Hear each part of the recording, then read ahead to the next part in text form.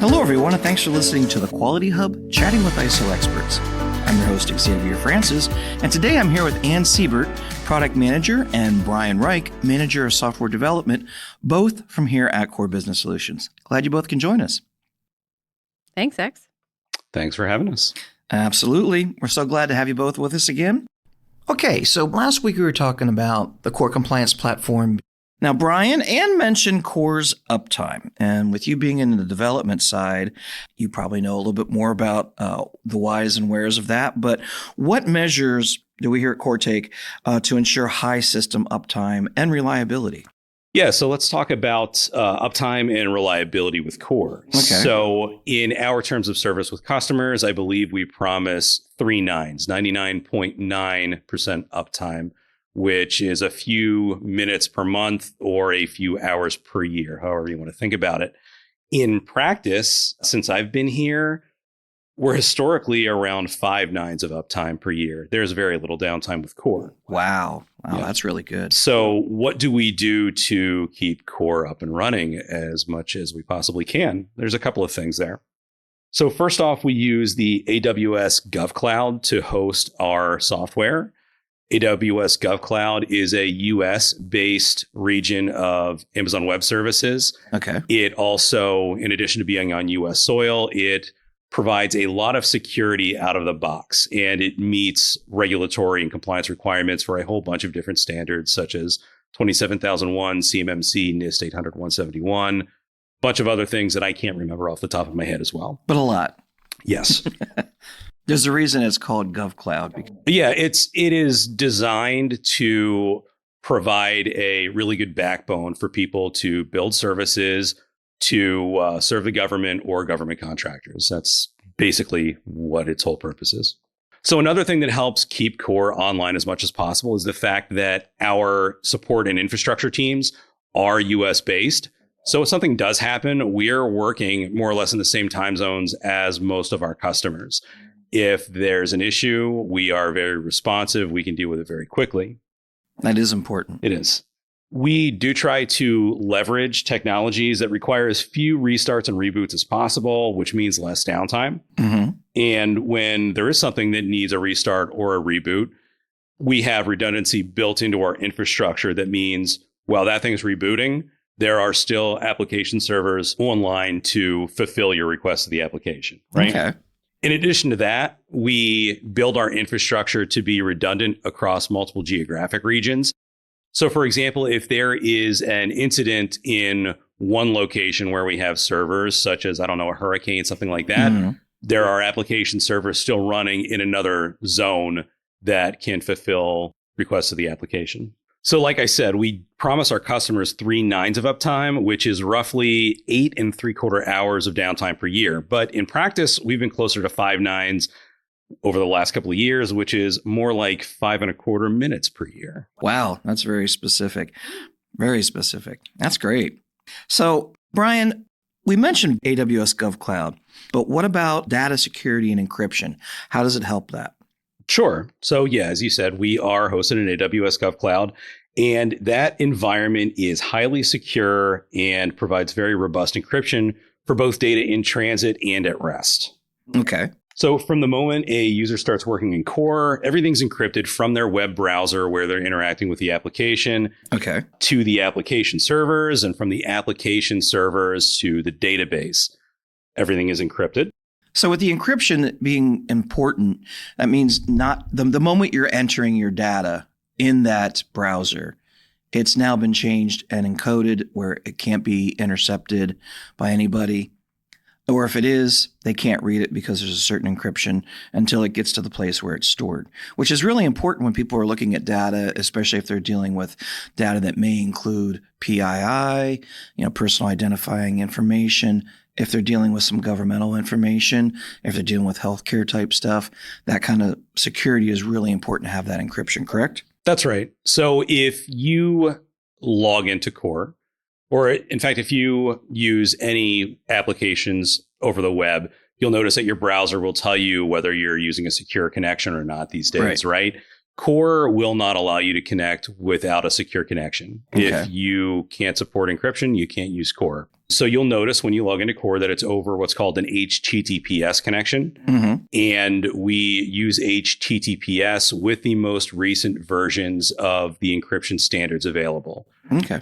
Once you are in Core and you're actually sending data back and forth to our application servers, everything is encrypted between you and the application server. And then in addition to that, any communication between the application server and the database and the file servers where your data is actually going and being stored, everything's encrypted in transit between them, and it's encrypted while it's at rest on the hard drives as well. All right. So everything is locked down with that encryption. That's right. Also, we do, you mentioned about everybody being able to be secured. We support multiple browsers on multiple OSs. So you're pretty much able to, whether you're in Chrome, whether you're in Edge, whether you're in Firefox, whether you're in Safari, there's very few that we're not going to be able to handle from that perspective for that encryption. That's right. So our browser support matrix, as we call it, is 12 months of support for all of those browsers that you mentioned: Firefox, Chrome, Safari, and Edge. Awesome. Well, that's really exciting, to know that we're looking at that level of security.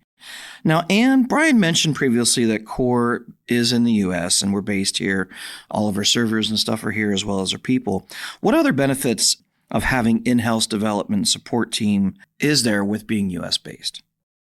Well, Core is designed with the end user in mind. So we want to focus on making compliance management as straightforward and user-friendly as possible. Mm-hmm. The development team is actively using user feedback to enhance features like our dashboards, our reporting, and training. And that way we can effectively make compliance easier for all customers. Having in-house development and in-house support teams in the U.S. ensures that the team is closely aligned, not only with customer needs, but also with the compliance requirements. It also is really helpful to get that real-time support by the staff that know the software in and out. So when the support team has an issue or is currently working with a customer on an issue or multiple customers, the software team knows about it within minutes. Right.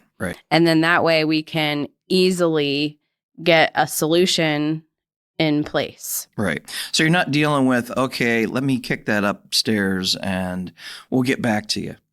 Right. It's kind of that question mark of, okay, well, when is this going to be fixed? Exactly. You're going to have where they're working the same time zones, they're working in the same time frame. Also, our customer support, I believe it's live. I'll let you talk about that in a minute. And you're just able to communicate with the software team and get things fixed a lot faster if there's a problem. Yep, that's right. You mentioned the live support. We have a feature that is our live chat. It's real live humans that our customers can interact with on a chat platform. So it's not an AI bot saying, okay, I can answer these questions, but you don't know what they are. So you're going to have to go through me for 5 minutes before I kick you to somebody real. That's right. You are immediately talking to a human being. Right. And it's funny because once we rolled that out, customers just rave about it. That's still. Awesome. And it's been a few years since we've had that feature. Yeah. So it's really nice to actually talk to a human when you need help. Yeah. We've all had that experience of either calling an automated answering machine and hitting all the numbers and, yelling at the phone to say representative, which is so frustrating, especially when you need help the most, right? Yeah. There's also plenty of online bots, chats that you either have to enter a number or a keyword to get information, and you just keep getting the same information. It's really annoying. Well, I mean, personally, I just had something that happened, and it's still happening. I'm having some issue with part of my computer, and I went to get some help with it, and somehow the serial number of the device was not accepted into their system. I finally had to enter just all zeros till I could even chat with somebody. Yep. To be able to say, I can't even enter this number to get your help. Right. So you're already frustrated. You need help. And now exactly on top of now dealing with a bot, not understanding what you're putting in there, it's beyond frustrating. Yep, So absolutely. our customers have live humans. It's during business hours, yes. Mhm. There is a messaging system that if you're after hours, we'll get back to you the next business day. But ever since we've rolled out this feature, it's been top notch. That's awesome. Brian, do you have any input on that? I'll say that in my experience, you will not find a software company that is more fanatically devoted to customer service than Core. No. So I'm sort of thinking about the opposite situation of what Ann just talked about. So think about a software company where the software development talent or the customer support talent are offshore, right? Mhm. So they may not be working in the same time zone as you. And what ends up happening is you may talk to somebody in customer support, and if there is indeed a bug, that bug gets pushed onto a queue somewhere in some ticket system, right? Mhm. And then for that bug to actually get evaluated by a software developer, you've got to wait for them to, punch in the morning in whatever time zone they're in and then evaluate what's going on. You might even have to have some back and forth between them and customer support to get more information. It's just a lot of slack in the system where nothing is actually happening, right? Right. So with us, it's great. We work in the same time zone as customer support and most of our customers. And not only that, we're in the same room or the same virtual room, so to speak, and we can have real-time conversations constantly. Yeah. So when a customer has a problem with the system, usually I hear about it within a couple of minutes. Somebody that I know by name and by face sends me a message or calls me up, whatever, and says, hey, we're having this problem. And either I or somebody else on the team gets to look into that immediately. And that's really great because that allows us to turn around solutions to customer problems very quickly. Pretty often it's within the same day, within a few hours. And see if there's a greater problem. Yeah. So now you're able to fix it before it might even affect somebody else. Yeah. I will say too, it's great that we're in the same location and we work the same hours, right? But it is also a cultural thing too. You need to care about customer support in order to turn around and solve their problems and give them satisfaction so quickly. And we are very much about that these days. Yeah, we definitely are. Absolutely. Well, keeping in line with the development aspect, how does Core software adapt to changes in compliance standards? So Core is designed with compliance and certification in mind, and it's continually updated to reflect changes in standards. So getting back to the idea of culture, that's how we keep our software updated with changing compliance standards, in my opinion. We've forged relationships with the consulting side of the house. We speak to them very frequently and is constantly engaged with those folks. So when a standard changes, we become aware of that very quickly and we get enhancements and changes on our backlog to address and improve our software to change in time with those standards. Wow, that's great. What also helps is our relationship with registrars or the certification bodies that perform the audits and certify companies to a particular standard. So this relationship helps in knowing what the auditors are looking for and knowing if a certain action or process, whatever it might be, actually meets the requirement if the requirements change. Right. So having that knowledge to help adjust our approach or enhance any software features that are needed will benefit all of our customers, not just one particular person. Well, and another thing that's really cool about both the consulting and the registrar relationships we have is you see that sometimes certain trends happen where registrars start auditing things differently, or so maybe the standard didn't change, but they're defining Their approach a little differently. Well, if you have the consultant seeing that, they can adjust and say, hey, we kind of need it to look like this in the software.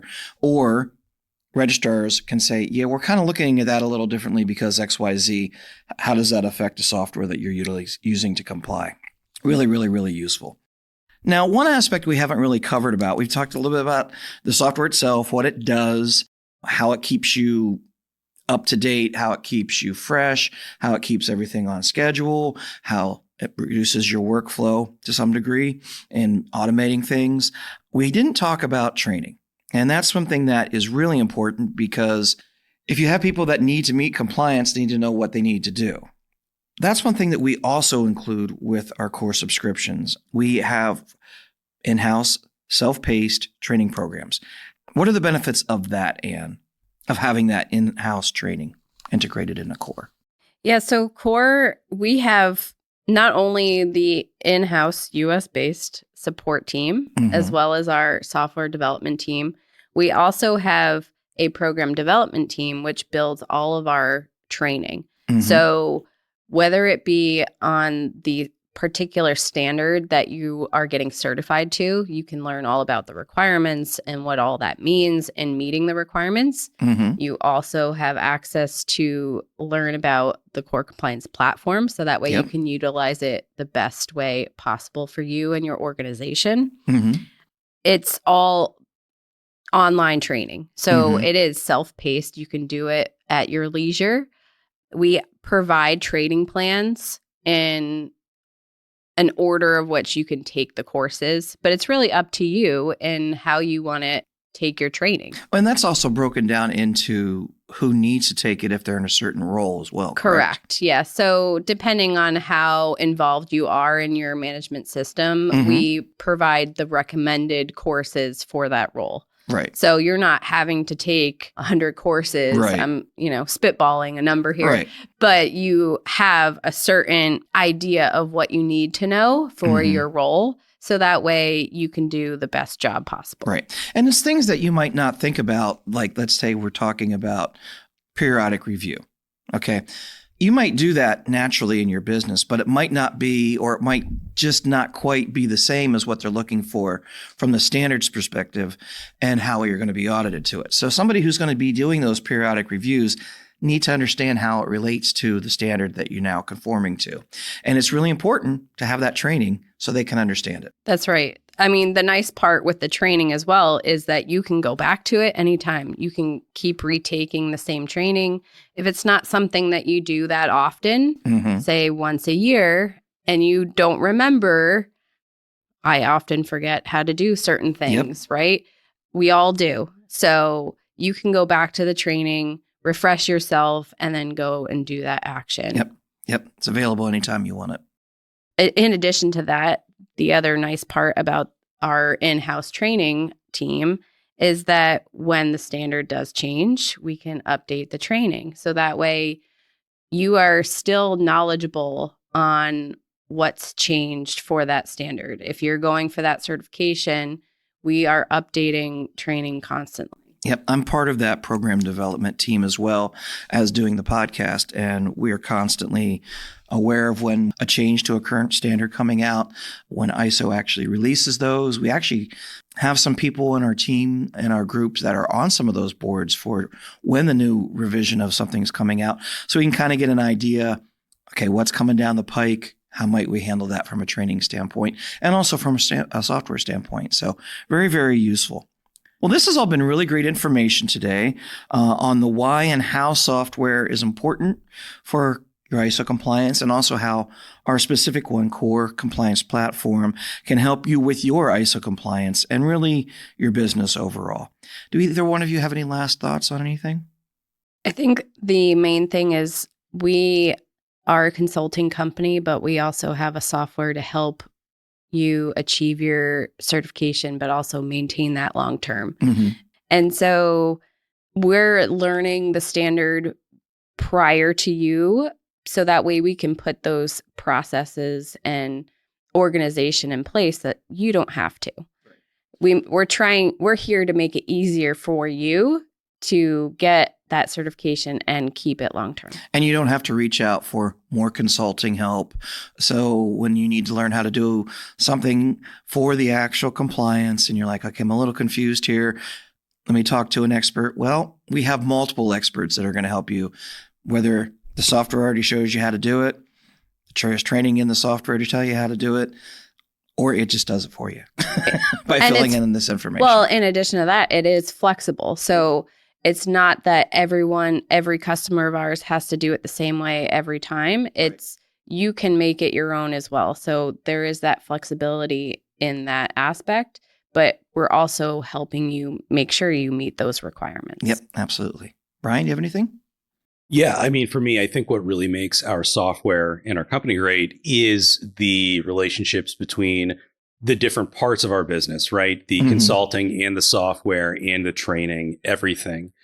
We have a unique experience of having consultants that have helped thousands of customers at this point get compliant with different standards. And as a software developer, like, could I go and develop software independently that's a checklist application to help you get through a compliance standard? Sure. But it would be hot garbage compared to core without all of the institutional knowledge that we've built from these compliance experts, right?